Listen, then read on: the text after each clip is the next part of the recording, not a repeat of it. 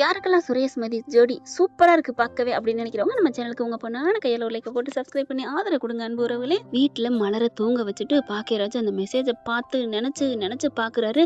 இப்படி ஒரு மெசேஜ் வச்சிருக்கான்னா அங்க ஏதோ நடந்திருக்கு அப்படின்னு பாக்கியராஜுக்கு உள்ளுணர்வு தோண கரெக்டா வண்டி எடுத்துட்டு கிளம்பி போறாரு. யாருக்குமே தெரியாம அப்படியே தங்கச்சி தவிச்சு போய் நிக்கிற பார்த்துட்டு தாறுமாறு தக்காளி சட்டினின்ட்டு பிடிச்சி வாங்குன்னு வாங்க கதவை திறந்துட்டு பாக்கியராஜை பார்க்க, டேய் என்னடா என்ன பண்ணிட்டு இருக்க, அவ தப்பு பண்ணா அதனாலதான் நான் வெளியில அனுப்பியிருக்கேன்.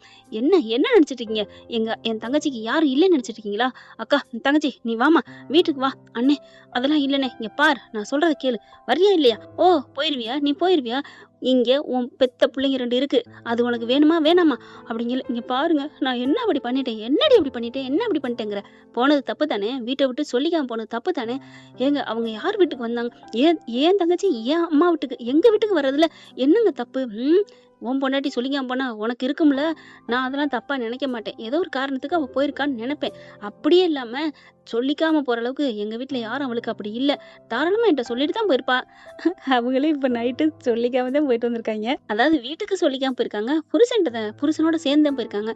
ஆனா ரேவதி புருஷன்ட்ட சொல்லிட்டு வர அளவுக்கு தங்கராஜ் ஒண்ணு தங்க மனசுக்காரன் இல்லையேங்க. அப்புறம் எப்படிங்க சொல்ல முடியும்? பாத்தீங்களா இப்படி எல்லாம் பாக்கியராஜ் மலரை வெளியில அனுப்புவாரா என்ன? தாங்குன்னு தாங்குற அந்த மனுஷன் வீட்டுல எவ்வளவு சித்திரவதை என்னங்க, வீட்டுல சமைக்கிறாங்க அவ்வளவுதான். என்ன ஒண்ணு நமக்கு காமிக்கிறத கொஞ்சம் மிகைப்படுத்தி காமிக்கிறாங்க அவ்வளவுதான். மத்தபடி சமைக்கிறது காலையில மத்தியானம் நைட்டு அப்படித்தான் சமைக்கிறாங்க. சமைச்சு வச்சுட்டு காலைல வேலைக்கு போயிட்டு சாயந்தரம் வந்து அறக்க பறக்க துணிமணி துவச்சு மாவரைச்சு அப்படி பண்ணி அப்புறம் டிஃபன் பண்ணி ராத்திரிக்கு அப்பாடான்னு படுக்கிற அந்த மாதிரி இல்லத்தரசியா என்ன? இருந்தாலும் கஷ்டம்தான் எல்லா வேலையும் பாக்குறது. ஓரளவுக்கு காலு கையெல்லாம் அமைக்கி விட்டு புருஷன் இப்படி ஒரு புருஷன் கிடைக்க எம்பது கஷ்டத்தை வேணாலும் அனுபவிக்கலாம். ஆனா அந்த இது ரேவதிக்கு கொடுப்பன இல்ல. சண்டை வருது, கை கலப்பு வருது, அப்படியே கோவம் வந்துருது தங்கராஜுக்கு. இங்க பாக்கியராஜ் செம்மையா கோவம் வந்து அடிக்க போக, என்னையவே நீ அடிக்க வருவியாடா அப்படின்னு சொல்லிட்டு யாரை அடிக்கிறாங்க? இழிச்சு வாய் பொம்பளைங்க தான் வாயை திறக்க மாட்டான்னு அப்படியே ஒரு அடி அடிச்சு தள்ளி விட மண்டை போய் நங்குன்னு விழுகுது. அம்மானு துடிக்கிறாங்க. அம்மாடி ரேவதி அப்படின்னு போய் துடிக்கிறாரு. அட பாவி அப்படின்னு சொல்லிட்டு சப்புன்னு அடிச்சுக்கிட்டே போறாரு. அண்ணே வேணாண்ணே எனக்கு மண்டை வலிக்குது அப்படிங்கல. அதுக்கப்புறம் என்ன பண்றாரு, அப்படி தூக்கிடுறாருங்க. தூக்கிட்டு வண்டியிலே உட்கார வைக்க முடியாது. என்ன பண்ணலான்னு பார்க்கல, அங்க அந்த தெருவுலயே ஆட்டோக்காரர் இருக்காங்க.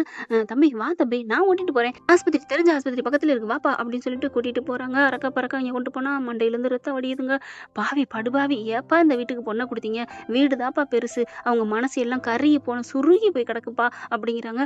என்ன பண்றது, எங்க அப்பா ஆத்தா பணத்துக்கு ஆசைப்பட்டு போய் கட்டி கொடுத்துட்டாங்க. அம்மா ஒண்ணு இல்லடா. ரேவதி வந்துட்டு அண்ணே அண்ணே அப்படிங்குது. அம்மா ஒண்ணு இல்லம்மா நான் இருக்கேம்மா அப்படின்னு மண்டையை பிடிச்சுக்கிறாரு. கையெல்லாம் அப்படியே ரத்தம் வடியுது. ஒண்ணு இல்ல அப்படின்னு சொல்லிட்டு ஆஸ்பத்திரி கொண்டு போயிறாங்க. அங்க போற வழியில மலருக்கு தாங்க கால் பண்றாங்க. மலர் என்ன போன் அடிக்குது அப்படின்னு அட்டன் பண்ணி பாக்குறாங்க. எங்க காணோம் அப்படின்ட்டு அட்டன் பண்றாங்க. என்னங்காச்சு மலரு அப்படின்னு அழுகுறாரு. நடந்ததை சொன்னோன்னு ஐயோ நான் சொன்னேன்ல சரி போனை வைங்க அப்படின்னு சொல்லிட்டு வேகமா இல்ல தட்டுனா மாமியா கறி வந்துச்சிருவாங்க அப்படின்னு போன் அடிக்கிறாங்க மதிக்கு. மதி எடுத்துட்டு என்னக்கா என்னாச்சு அப்படின்ட்டு ஐயோ அப்படின்னு அழுகுறாங்க. நடந்ததை சொல்ல என்ன அக்காவுக்கு இவ்வளவு கொடுமை நடந்திருக்கா அவங்கள அப்படிங்கல. சுரேஷ் கண்ணை முழிக்க என்னாச்சு மதி அப்படின்னு கேட்க மதி பாக்குறாங்க.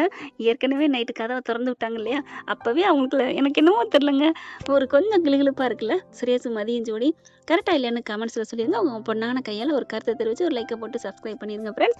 அப்படியே ஆதரவு கொடுத்துருங்க. ஏன்னா அவங்க கதவை திறந்தோன்னே அப்படிலாம் நீ திறக்கிற ஆள் இல்லையே, நான் சாப்பாடு கேட்கலையே, நான் சாப்பாடு தரேன்னு சொல்லலையே, ஐயோ நல்லா இருக்குங்க. உண்மையிலே இந்த கேம்ப் ரொம்ப பிடிச்சிருக்குன்னு தான் சொல்லணும். இப்போ பாத்தீங்கன்னா என்னாச்சு அப்படின்னு கேட்க விவரத்தை சொல்றாங்க. அக்கா தான் ஃபோன் பண்ணாங்க, மாமா தான் ஃபோன் பண்ணாங்க அப்படின்னு நடுங்குறாங்க மலரு. என்ன அப்படி கேட்கல, உங்க அண்ணன் தான் சுரேஷ் அப்படிங்கிறாங்க. அப்பா நீதானே சொல்லுங்க என்ன நீ என்னாச்சு அப்படின்னு சொன்னா எல்லாத்தையும் சொல்லிடுறாங்க. என்னது எங்க அக்காவை இப்படி சித்திரவதை பண்றாரா அப்படிங்கிறத மதி சொல்லுது. நாங்க தான் சொல்றோமே பாவம் அக்கான்னு அப்படிங்கிறாங்க. இப்ப என்ன பண்ண போறீங்க, என்ன பண்றதா? ஐயோ இப்ப அவர் என்ன பண்றது எனக்கு ஒண்ணுமே புரியலையே அப்படிங்கிற மலர் பாக்குது. என்ன பண்றதுக்கு நேரம் இல்ல, ஹாஸ்பிட்டலுக்கு போவோம் வா சுரேஷ் அப்படிங்கிறாங்க. இதே மத்த பொண்ணுக்கு இந்த மாதிரி நடந்து அவங்க அண்ணங்கார கால் பண்ணியிருந்தா என்ன சுரேஷ் பண்ணிருப்ப அப்படிங்கிற பாக்குறாங்க. டக்குன்னு வீடியோ கால் அடிச்சு காமிக்க இந்த பிள்ளை அப்படியே ரத்தத்தோட அண்ணே அண்ணே அப்படின்னு துடிக்கிறத பாக்குறாரு. சுரேஷ் தூக்கி வாரி போடுது. அப்படியே தாங்க முடியல, டக்குன்னு திரும்பிடுறாரு. என்ன நீ அக்காவை இப்படி தள்ளி மூடு இருக்கான். அதைத்தான் நான் சொல்றேனே, நிறைய வாட்டி இப்படிதான் நடக்குது. பத்தாதுக்கு அவங்க அம்மா வேற அடிக்கிறாங்க. உனக்கு தெரியுமா? ஆனா வேணாம், சொல்ல வேணாம்னு என்கிட்ட மட்டும் பாரத்தை இறக்கிட்டு போவா தெரியுமா? அப்படியே செம்ம இதாகுறாரு. அப்படியே மதி பாக்குது. இதே இன்னொரு இடத்துல இருந்து ஒரு அண்ணங்காரன் தங்கச்சிக்கு கொடுமை நடக்குதுன்னு ஃபோன் பண்ணியிருந்தா என்ன பண்ணிருப்பீங்க? அப்படிங்கல, என்ன நான் போய் கைது பண்ணிருப்பேன். அதை செய்யுங்க அப்படிங்கல. அது எப்படின்னா, அப்போ உங்க அக்காவுக்கு துடிக்கலையா? உங்க அக்காவுக்கு வேற யாருக்கு நடந்தாலும் அக்காவுக்கு தொடர்ந்தா துடிக்கணுமே அப்படிங்கல. டக்குன்னு உள்ளர போறாரு. என்ன இவ்வளவு சொல்லி நீங்க கேட்க மாட்டீங்களா அப்படின்னு சொல்ல, அந்த முகம் அழுதுச்சு. அண்ணே அண்ணேண்டு, அதுக்கப்புறம் அண்ணான்னு சொல்லுது, அப்பாங்குது, அப்புறம் சுரேஷ் அப்படிங்குது. எப்படி இருக்கும்? அப்படியே சுரேஷ்ன்னு சொன்னதை நினைச்சு பார்த்துட்டு உள்ளுக்க போறாரு. என்ன இவரு இப்படி போயிட்டாரு? அக்கா வாங்க நம்ம போவோம் அப்படின்னு சொல்லி கிளம்ப, ஒரு நிமிஷம் அப்படின்னு வேகமா வராரு. திரும்பி பார்த்தா அப்படியே ஷாக் ஆகுறாங்க. அப்படியே மலர்மதியும், ஆமாங்க, அட ஆமாங்க, நம்ப வேணும். போலீஸ் ஸ்டேஷனோட வராரு. என்ன போலீஸ் ஸ்டேஷனோட எதுக்குப்பா அப்படிங்கல. காரணமா தான் நான் சொல்றேன், வாங்க ஆஸ்பத்திரிக்கு போவோம் அப்படிங்கல. அம்மா அப்பாட்டையும் சொல்லிட்டு போயிடும் அப்படின்னு கதவை தட்டுறாங்க.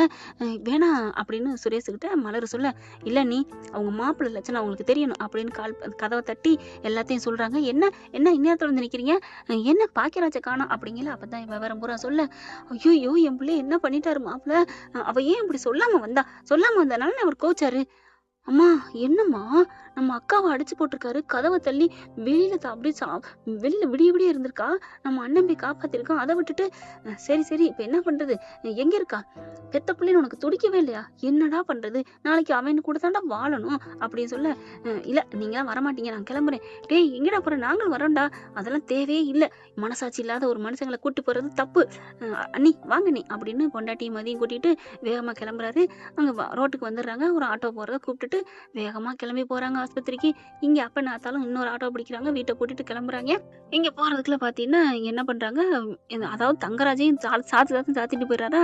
அதுக்கப்புறம் எங்கடா அவன் பொண்டாட்டின வாத்தாக்காரி கேட்க, அவங்க அண்ணங்களை வந்து கூட்டி போயிட்டான், அடிச்சுட்டேன்ல. என்னடா சொல்ற, அடிச்சிட்டியா? ஆமா, மண்டையெல்லாம் ரத்தம் அப்படிங்கல. அட பாவி ஏன்டா இப்படிலாம் பண்ண? பின்ன என்ன பண்றது, அவ பண்ணதுக்கு சும்மா விட முடியும் அப்படி சொல்லிட்டு, அடே போடா, போயிட்டு ஏதாவது கூட்டிட்டு வாடா, இது சரிப்பட்டு வராதுடா போ அப்படிங்கல.